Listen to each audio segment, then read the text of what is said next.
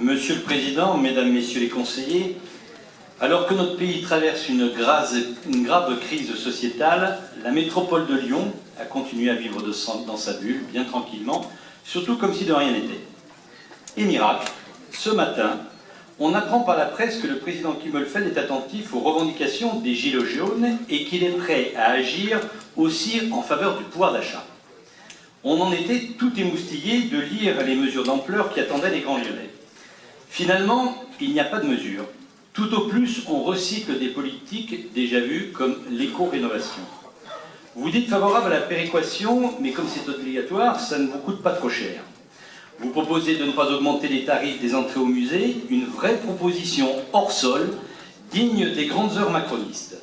Quand on ne peut plus payer son loyer et s'acheter à manger, on s'en inquiète pas beaucoup du tarif d'entrée au musée. Pour notre part, nous pensons plutôt que le bon choix aurait été de ne pas augmenter les tarifs des transports en commun qui touchent tous les habitants. Mais vous avez déjà voté les augmentations pour 2019 et pour 2020 au Citral. De même, vous parlez de la zone à faible émission, mais vous oubliez d'assumer la baisse de la limitation de la vitesse sur périphérie qui vous semble l'idée du siècle pour lutter contre la pollution.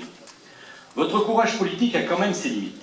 Dans cette Assemblée, nous ne comptons plus le nombre de convertis au macronisme qui souvent ont renié des dizaines d'années d'engagement devant leurs électeurs. Le nouveau monde a vécu et nous voyons maintenant certains convertis devenir amnésiques depuis que le pays se cabre. Ces attitudes renforcent la défiance des Français vis-à-vis des politiques car ils mettent tout le monde dans le même sac. Nous avons pu aussi lire que vous convenez qu'il faut baisser les taux de la taxe d'enlèvement des ordures ménagères comme nous le demandons depuis des années. Quel revirement, quel reniement, quel désaveu pour ces vice-présidents qui nous ont expliqué que ceux qui proposaient une telle baisse étaient populistes, électoralistes. Bienvenue dans le monde réel, Monsieur le Président, où derrière un vote de taux en levant la main, ici, bien au chaud, il y a derrière des Français qui se posent la question tous les jours de savoir comment ils pourront payer cette taxe à chaque fin de mois. Cette annonce pose toutefois un problème sur le fonctionnement de nos institutions. Vous dévoilez des éléments de réflexion de la mission d'évaluation qui est en cours, alors même que le vice-président Claes a demandé à chacun des membres de ne pas communiquer avant la fin du rapport. Vous ne respectez donc pas cette Assemblée, Monsieur le Président, et cela est grave. Nous pourrions aussi citer l'organisation de notre Conseil avec ses 11 heures de séance programmée.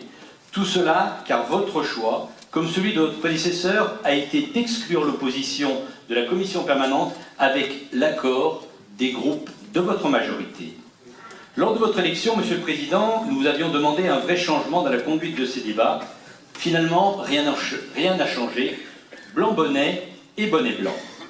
Puisqu'avec les macronistes, vous semblez aujourd'hui découvrir le vrai monde, je vous demande, Monsieur le Président, de réunir l'ensemble des présidents de groupe pour une nouvelle organisation de notre travail démocratique et soyez certains que nous vous aiderons à sortir de l'ère colon comme vous le souhaitez.